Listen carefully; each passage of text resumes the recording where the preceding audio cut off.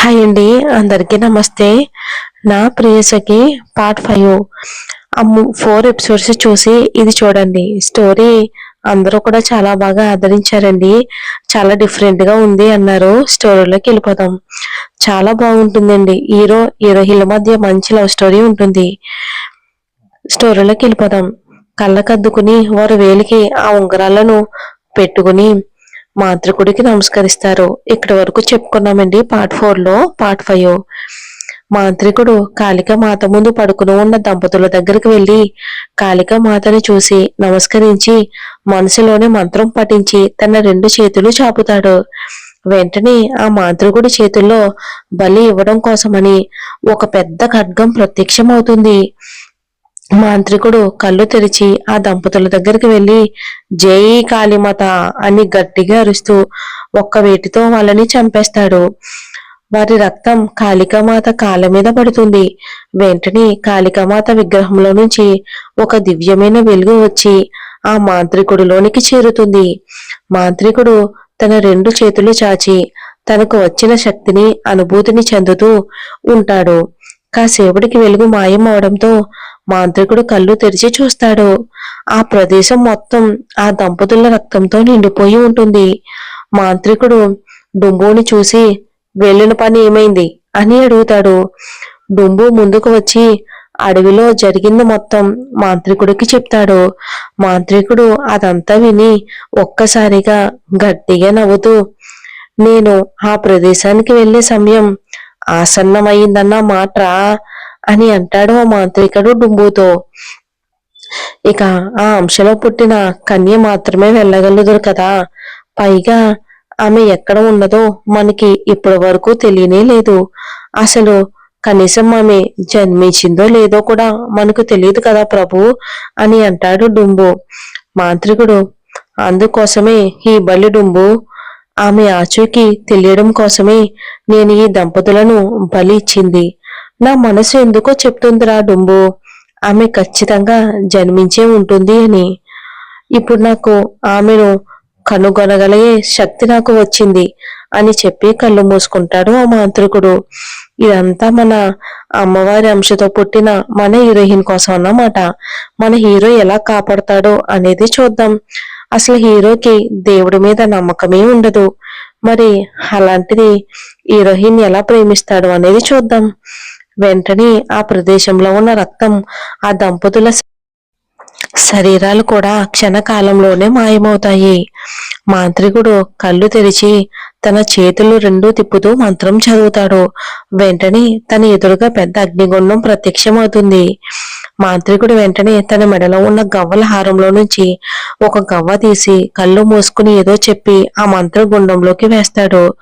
గవ్వ గుండంలోకి పడగానే మంటలు ఎక్కువై పైకి ఎగిసి పడతాయి ఒక్కసారిగా. డుంబు జుంబులు ఆ మంటల ఆవిరికి తాళలేక వెనక్కి వెళ్ళిపోతాయి. మాంత్రికుడు కళ్ళు మూసుకుని ఆ మంటలకు నమస్కరిస్తాడు. వెంటనే ఆ మంటల్లో నుంచి ఒక భయంకరమైన అసుర స్వరం వినిపిస్తుంది. అసుర, చెప్పు కారకాసురా. మాంత్రికుడి పేరు కారకాసురుడు అన్నమాట. కన్ఫ్యూజన్ పడద్దు. కారకాసురుడు గంభీరంగా నాకు కావలసిన కన్యను ఇక్కడికి రప్పించు అసురా. అది అసాధ్యం కారకాసురా. ఇంకా ఎంతకాలం నాకు ఈ నిరీక్షణ? ఆ కన్య ఆచూకీ కోసమే కదా నేను ఈ దంపతులను బలిచ్చింది. నాకిప్పుడు శక్తి కూడా లభించింది. మరెందుకు నాకు సాధ్యం కాదు? ఎందుకనగా నువ్వు కావాలి అనుకుంటున్నది మామూలు కన్యను కాదు కారకాసురా. సాక్షాత్తు ఆ జగన్మాత అంశతో జన్మించిన కారణ జన్మురాలైన ఆ తల్లి బిడ్డ. 2 సార్లు కూడా ఆ కన్యను నువ్వు ఏమీ చేయలేకపోయావు. నీ కర్తవ్యం నెరవేరకుండా చెయ్యాలని ఆ కన్య తనని తాను బలి ఇచ్చుకుంది. అంతటి గొప్ప భక్తి ఆమెది. ఇప్పుడు ఆమె మరొక జన్మ ఎత్తినా కూడా ఆ అమ్మవారి దయ వల్ల ఆ పౌరుషం కార్యం పూర్తి చెయ్యాలి అనే సంకల్పం ఆమెలో ఇంకా ఉంది. పైగా ఆమెతో పాటు పరమేశ్వరుడి అంశలో జన్మించిన ఆమె భర్త ఆ కన్యకు తోడు ఉండగా నువ్వు ఆమె నీడను కూడా తాకలేవు. మన హీరో అన్నమాట. మరి అటులైన నేను ఆ కన్యను ఎట్లా కనుగొనగలను? నాకు కావలసినది ఎటులా నా చేజిక్కించుకోగలను? ఆగ్రహం వల్లదు కారక, వచ్చే అమావాస్య నాటికి నీ శక్తి మరింత ఎక్కువ అవుతుంది. దానిని ఉపయోగించి నువ్వు ఆ కన్య ద్వారా నీకు కావలసింది చేజిక్కించుకో. కానీ వచ్చే 12 మాసాలలోపు ఆగిపోయిన కార్యం పరిపూర్ణం అవ్వాలి. లేని ఎడల నీ శక్తితో పాటు నీకు కావలసింది కూడా శాశ్వతంగా నీకు దూరం అవును అని అంటాడు అసుర. లేదు లేదు అసురా, నేను అటులా ఎన్నటికీ జరగనివ్వను. వచ్చే సంవత్సరం లోపు నా వల్ల ఆగిన కార్యం నేనే పరిపూర్ణం చేయిస్తాను. కానీ అందులకు ఆ కన్య నాకు కావలను. అసుర, ఆ కన్య ఎక్కడ ఉన్నదో నాకు చూపించు అసురా. ఆ కన్య ఎక్కడ ఉన్నదో నేను చెప్పలేను, కానీ ఆమె అరచేతిలో సింహం ముద్రిక ఉంటుంది. ఆమెను నువ్వే కనుగొని ఆమె భర్తను చేరకముందే ఆ కన్యను నువ్వు ఏమార్చి ఆగిన కార్యాన్ని జరిపించు. నీకంతా శుభం జరుగును అని చెప్పి అగ్నిగుండంతో సహా మాయమవుతుంది అసుర. కారకాసురుడు మొత్తం విని కళ్ళు మూసుకుని కాళికా మాతకు నమస్కరించి జుంబు డుంబులను చూసి, మీరు వచ్చే పౌర్ణమిలోపు అరచేతిలో సింహం ముద్రిక ఉన్న కన్యను చూడాలి. డుంబు ఆశ్చర్యంగా, కాని ప్రభు, భూలోకం చాలా విశాలమైనది కదా, పైగా అందులో చాలా మంది మానవ కన్యలుంటారు. వారిలో మేము ఈ కన్యను ఎలా కనుగొంటాము? అసలు అది సాధ్యమేనా ప్రభు? ఇదంతా నాకు తెలియదు, కానీ ఆ కన్యను ఇక్కడికి తీసుకొచ్చే బాధ్యత మీదే. తూర్పు, పడమర, ఉత్తరం, దక్షిణం మొత్తం 4 దిశల్లోని మీరిరువురు చేరి 2 దిశలను ఎంచుకుని ఆ కన్యను కనుగొనండి. జంబు, కానీ ప్రభు, గట్టిగా, మీకు నేను ఇచ్చిన పనిని త్వరగా పూర్తి చేసి నా ముందుకు రండి అన్నాడు కాకాసురుడు. ఇక మీరు వెళ్ళండి అని డుంబు జుంబులు చెప్తుంది వినిపించుకోకుండా బయటికి వెళ్ళిపోతాడు. ఇక కారకాసురుడు అలా చెప్పడంతో డుంబు జుంబులు ఇక తప్పదు అన్నట్లు ఏమీ చేయలేక అతని వెనకే వెళ్తారు ఉసూరుమంటూ. ఇక డుంబు జుంబులు బయటికి రాగానే పాములా ఉన్న రాతి విగ్రహం తన యథాస్థానానికి వెళ్లి ముడుచుకుని పడుకుంటుంది. కారకాసురుడు బయటికి వచ్చినది చూసి మాట్లాడుతున్న చెట్లు నిశ్శబ్దంగా నిలబడిపోతాయి. జుంబు డుంబులు కారకాసురుడిని ముందుకు వచ్చి, మమ్మల్ని ఆశీర్వదించండి ప్రభు అని నమస్కరిస్తాయి. అతను గంభీరంగా చెయ్యి చాపి విజయోస్తు అని వాటిని ఆశీర్వదిస్తాడు. జుంబు డుంబులు తమ చేతికి ఉన్న అంగుళికములను చూసుకుని క్షణకాలంలో అవి భూమి మీద ప్రత్యక్షమైపోతాయి. డుంబు జుంబులు వెళ్ళగానే కారకాసురుడు అన్నిటినీ చూస్తూ సరాసరి తన మూలికలు ఉన్న వనంలోకి వెళ్ళిపోతాడు. ఆ వనంలో ఉన్న కొన్ని ఆకులు తీసుకుని మూలికలు తయారు చేయటం మొదలు పెడతాడు. వృక్షాలు ఒక్కొనొకటి చూసుకుని కారకాసురుడిని చూస్తాయి. కాసేపటికి మూలికలు చేయటం పూర్తి అవడంతో కారకాసురుడు వాటిని తీసుకుని నిర్మానుషమైన ఒక ప్రదేశంలో కూర్చుని కళ్ళు మూసుకుంటాడు. ఇక భూలోకంలోని అనారోగ్యం వలన ప్రాణాలతో పోరాడుతూ బాధపడుతూ ఉన్న చిన్నపిల్లలు అతని కళ్ళ ముందు మెదులుతూ ఉంటారు.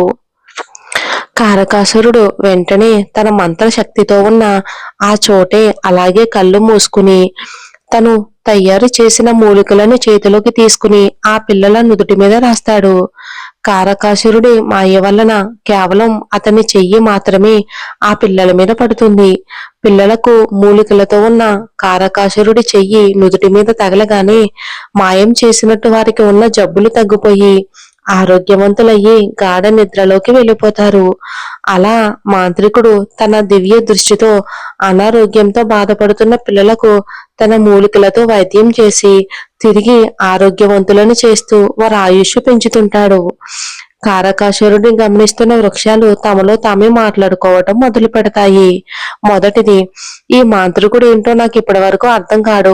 ఒక పక్క మనుషులు ప్రాణం తీస్తూనే మరొక పక్క అనారోగ్యంతో బాధపడుతున్న చిన్న పిల్లలకు ప్రాణం పోస్తున్నాడు.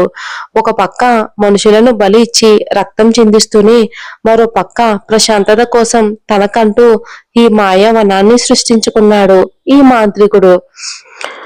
అయినా ఈ మాంత్రికుడు అంతం అవుతేనే కాని ఈ మరణ హోమాలు ఆగవు అని అనుకుంటా. అన్నింటికంటే పెద్ద వృక్షం, కానీ అది అంత సులువు కాదుగా. ఈ మాంత్రికుడు వెతుకుతున్న కన్య వల్లనే అది సాధ్యం అవుతుంది. మనమంతా ఈ మాంత్రికుడి వల్లే సృష్టించబడ్డాము. ఈ మాంత్రికుడు అంతం అవగానే అతనితో పాటు మనం కూడా అంతం అవ్వాల్సి ఉంటుంది. మానవులకు దూరంగా తన మాయతో ఈ స్థావరాన్ని ఏర్పరిచాడు ఈ మాంత్రికుడు. ఇక్కడికి మానవ మాతృలు రావటం అసంభవం. సాధారణంగా ఏ రాక్షసిక మాంత్రికులు తమ మెడలో గవ్వల మాలను ధరించలేరు. కారణం, గవ్వల నుంచి వచ్చే శబ్దానికి మాంత్రికుల దుష్ట శక్తులు, తప్పుడు పని చేసేవారు ఎవరైనా ఈ గవ్వల మాలను ధరించినట్లయితే వెంటనే వారి చెవిలో నుంచి రక్తం వచ్చి ఆ శబ్దాన్ని తట్టుకోలేక విలవెల్లాడిపోతారు. కానీ ఈ మాంత్రికుడు విచిత్రంగా ఉన్నాడు. ఇతని దగ్గర మనం కొన్ని వేల సంవత్సరాల నుంచి ఉంటున్నా ఇప్పటి వరకు ఇతని గురించి మనకి పూర్తిగా తెలియదు.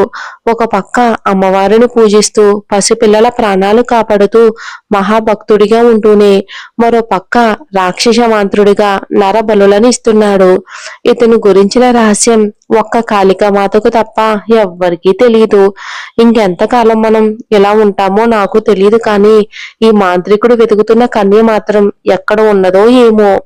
ఇంకా డుంబు జుంబులు క్షేమంగా తిరిగి రావాలని నేను కోరుకుంటున్నాను. అలా ఆ వృక్షాలు మాట్లాడుకుంటూ ఉంటారు. కారకాసురుడు వేటిని పట్టించుకోకుండా ధ్యానం చేస్తూ తన పనిలో తను నిమగ్నమైపోతాడు. ఇంకా భూమి మీదకు వచ్చి డుంబు జుంబులు ఒక్కొక్కటి చూసుకుంటాయి. మన గురువు గారు చెప్పినట్టు ఆ కన్యను మనలో ఒకరం కనుగొన్న తర్వాత మనల్ని మనం తలుచుకున్నప్పుడు ఇద్దరం ఒకే చోటికి చేరదాం అని చెప్తుంది. జుంబు, సరేలే, అవును డుంబు, వీలైనంత తొందరగా మనం ఆ కన్య ఆచూకీ తెలుసుకుని తిరిగి ఒకే చోట కలుద్దాం. ఏం జరిగినా నువ్వు ఎలాంటి ఆపదలో ఉన్నా నన్ను తలుచుకున్న వెంటనే నేను నీ ముందుకు ఉంటాను జుంబు. అలానే డుంబు. ఇంకా జుంబు డుంబులు ఇద్దరు కాకిలా మారి ఒకరికొకరు జాగ్రత్తలు చెప్పుకుని చెరొక దిక్కుకు బయలుదేరి తమ ప్రయాణాన్ని సాగిస్తాయి. జుంబు వెనక్కి తిరిగి డుంబుని చూస్తూ మనసులో అమ్మవారిని తలుచుకుంటూ, నా భర్తని క్షేమంగా తిరిగి నా దగ్గరకు చేర్చు తల్లి అని అనుకుంటూ, ఆ కన్య ఎక్కడ ఉందో, ఏం చేస్తుందో, మాకు ఎలా చిక్కుతుందో అని అనుకుంటూ తమ ప్రయాణం సాగిస్తాయి మన హీరోయిన్ కోసం. ఇక ఉదయం అవటంతో లక్కీ రెడీ అయ్యి సుధా గారితో పాటు బస్ స్టాండ్ కి వెళ్తుంది. సుధా గారు లక్కీకి అన్ని జాగ్రత్తలు చెప్పి దగ్గరుండి బస్ ఎక్కిస్తారు. ఇంకలా సాయంత్రానికి లక్కీ వైజాగ్ చేరుకుంటుంది. టైం అవటంతో లక్కీ ఫాస్ట్ గా ఆటో తీసుకుని తన ఇంటికి బయలుదేరుతూ అమ్మా నాన్నలకు ఏం చెప్పాలా అని ఆలోచిస్తూ కంగారు పడుతుంది. ఇంకా అభి ఎప్పట్లాగానే సాయంత్రం ఫుట్బాల్ కోర్టుకి వెళ్లి గేమ్ ఆడుతూ ఉంటాడు. చాలాసేపు ఆడి ఆడి అలసిపోయి బయటకు వచ్చి బైక్ మీద కూర్చుని వాటర్ బాటిల్ తీసుకుని వాటర్ తాగుతూ ఉంటాడు. రోజు వచ్చే తన ఫ్రెండ్స్ ఆ రోజు రాకపోయేసరికి ఏమై ఉంటుందా అని అనుకుంటూ చుట్టూ చూస్తూ రాజ్ తల్లిదండ్రుల గురించి ఆలోచిస్తూ కాసేపు అలాగే కూర్చుండిపోతాడు. ఇంతలో సడన్ గా అభి వెనక నుంచి ఎవరో వచ్చి అభి మొహానికి కలర్స్ కొడతారు. ముందే గేమ్ ఆడి బాడీ అంతా చెమటతో తడిచిన అభికి ఇప్పుడు కలర్స్ కొట్టడంతో ఆ కలర్స్ అన్ని అభి బాడీకి అతుక్కుపోతాయి. అభికి అలా చేయగానే పిచ్చ కోపం వచ్చి కోపంగా వెనక్కి తిరిగి చూసి ఒక్కసారిగా షాక్ అవుతాడు. మరి ఎవరై ఉంటారు? అభి మన లక్కీని ఎలా దగ్గర అవుతాడు, ఎలా చేరుకుంటారు చూద్దాం. మరి దేవుడు అంటేనే నమ్మకం లేని మన హీరో భక్తితో మునిగిపోయిన మన హీరోయిన్ కి ఎలా దగ్గర అవుతాడో ఏంటో వచ్చే ఎపిసోడ్ లో చూద్దాం.